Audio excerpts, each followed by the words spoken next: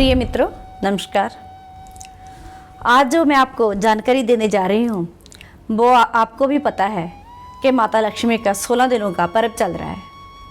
इसमें आप लक्ष्मी माता को खूब प्रसन्न कर सकते हैं।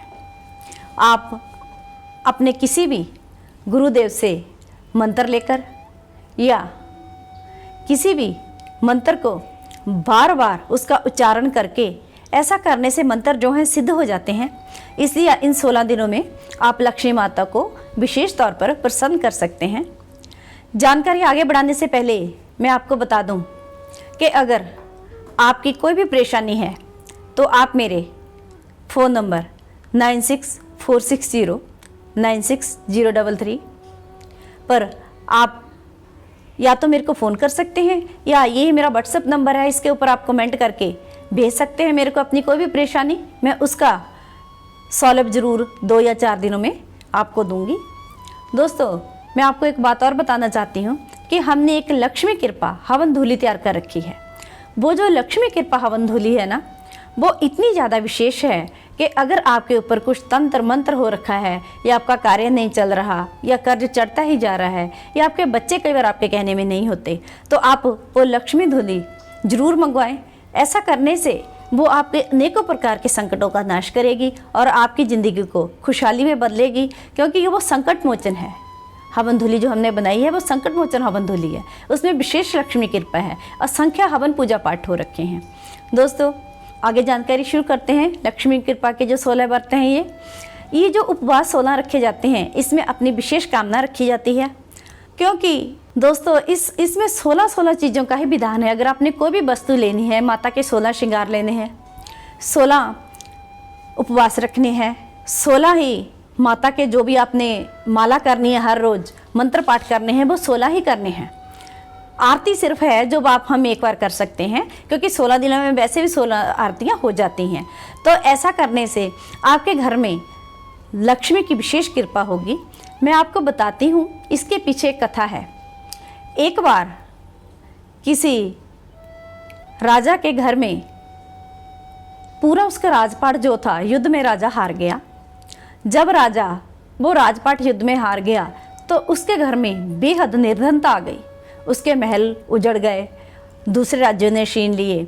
तो राजा परेशान होकर एक वृक्ष के नीचे बैठ गया और उसने वहाँ पे देखा कि कुछ औरतें जो हैं 16 श्रृंगार पहने हुए देवी की आराधना कर रही हैं।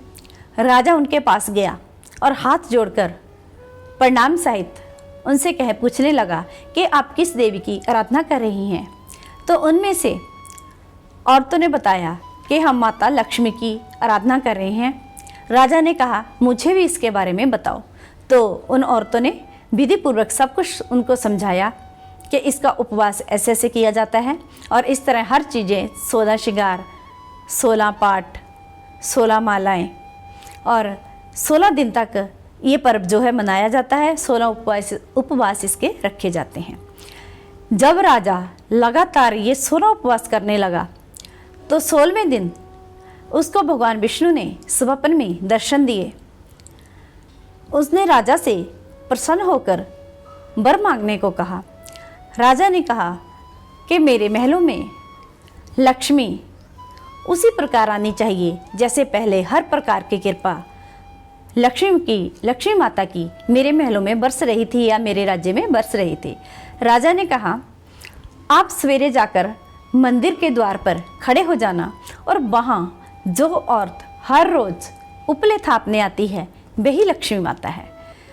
राजा ने कहा, आप उसको अपने घर आने के लिए निमंत्रण देना और जैसे ही लक्ष्मी आपके घर आएगी, आपका घर धन धान्य से भरपूर होना शुरू हो जाएगा।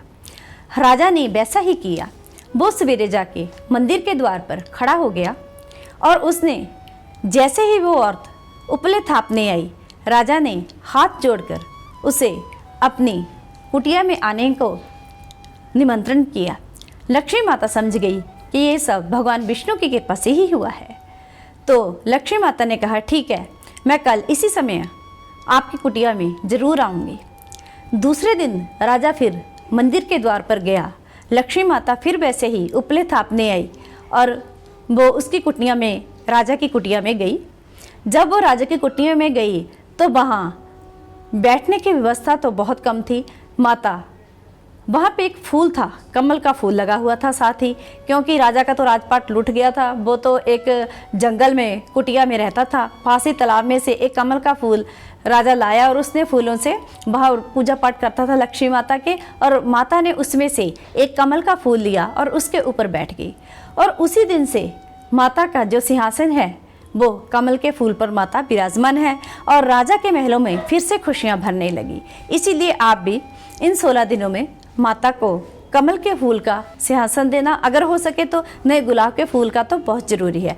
आपके घर में भी लक्ष्मी माता की कृपा होगी और बेअथा धन धान्य से भरपूर होगा। इससे आपके ऊपर लक्ष्मी माता विशेष तौर पर कृपा करेगी। मेरा यही कामना है कि आप सभी धन धान्य से भरपूर हों।